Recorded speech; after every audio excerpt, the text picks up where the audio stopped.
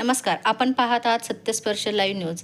शिराळा तालुक्यात smart meter विरुद्ध मोठा वाद निर्माण झाला आहे. ग्राहकांच्या परवानगीशिवाय आणि कोणतीही पूर्वसूचना न देता घरात स्मार्ट मीटर बसवण्यात येत असल्याचा आरोप करत शिराळा तालुका काँग्रेसने महावितरणला 4 दिवसांचा अल्टिमेट दिला आहे.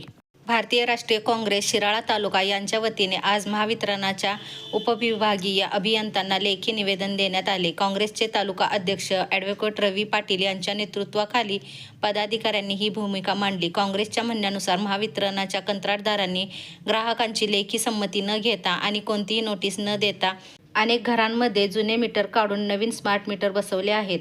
हा प्रकार नागरिकांच्या गोपनीयतेच्या हक्कावर गदा आणणारा असून घरात परवानगीशिवाय प्रवेश करण्यासारखा असल्याचा आरोप करण्यात आला आहे.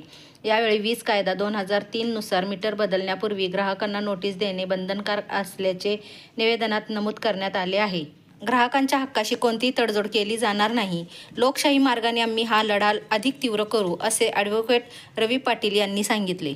महावितरणला 4 दिवसाचा अल्टिमेटम देण्यात आला असून या कालावधीत संमतीशिवाय बसवलेले स्मार्ट मीटर काढून जुने मीटर पूर्ववत बसवण्यात आले नाहीत तर संबंधित अधिकारी आणि कंत्राटदाराविरोधात पोलीस ठाण्यात फौजदारी गुन्हे दाखल करण्याचा इशारा देण्यात आला आहे.